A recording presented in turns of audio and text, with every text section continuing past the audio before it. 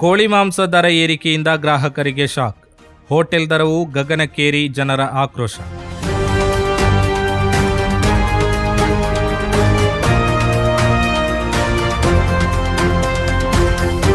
ಕೋಳಿ ಮಾಂಸದ ಬೆಲೆ ಏರಿಕೆಯಿಂದ ಕೇರಳದಲ್ಲಿ ಗ್ರಾಹಕರು ಸಂಕಷ್ಟಕ್ಕೆ ಸಿಲುಕಿದ್ದಾರೆ.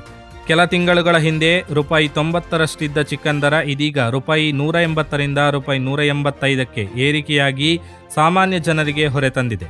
ಮಾರುಕಟ್ಟೆಯಲ್ಲಿ ದರ ಏರಿಕೆಯಿಂದ ಹೋಟೆಲ್ಗಳಲ್ಲಿ ಚಿಕನ್ ಕ್ಯಾದಿಗಳ ಬೆಲೆಯು ಭಾರೀ ಪ್ರಮಾಣದಲ್ಲಿ ಹೆಚ್ಚಾಗಿವೆ. ಹೋಟೆಲ್ಗಳಿಗೆ ತೆರಳುವುದೇ ಕಷ್ಟಕರ ಪರಿಸ್ಥಿತಿ ನಿರ್ಮಾಣವಾಗಿದ್ದು, ಅಡುಗೆ ಅನಿಲದ ದರ ಏರಿಕೆ, ಕೋಳಿ ಮಾಂಸದ ಬೆಲೆ ಹೆಚ್ಚಳ ಸೇರಿದಂತೆ ವಿವಿಧ ಕಾರಣಗಳಿಂದ ಆಹಾರ ಪದಾರ್ಥಗಳ ದರ ಗಗನಕ್ಕೇರಿದೆ ಎಂದು ಹೋಟೆಲ್ ಮಾಲೀಕರು ತಿಳಿಸಿದ್ದಾರೆ.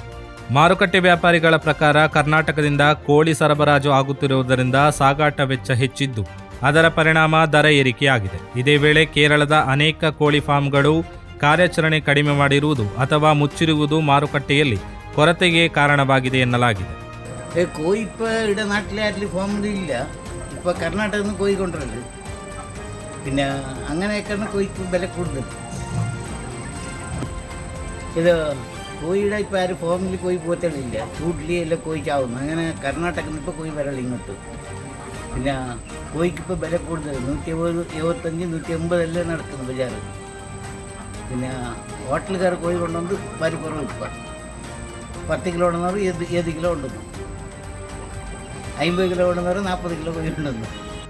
ದರ ಏರಿಕೆಯಿಂದ ಮಧ್ಯಮ ವರ್ಗದ ಕುಟುಂಬಗಳು ಹಾಗೂ ಸಣ್ಣ ಹೋಟೆಲ್ ಉದ್ಯಮಿಗಳು ತೀವ್ರ ಸಂಕಷ್ಟ ಅನುಭವಿಸುತ್ತಿದ್ದಾರೆ. ಸರ್ಕಾರ ತಕ್ಷಣ ಮಧ್ಯಪ್ರವೇಶಿಸಿ ಬೆಲೆ ನಿಯಂತ್ರಣಕ್ಕೆ ಕ್ರಮ ಕೈಗೊಳ್ಳಬೇಕು ಎಂಬ ಆಗ್ರಹ ಸಾರ್ವಜನಿಕರಿಂದ ಕೇಳಿಬರುತ್ತಿದೆ.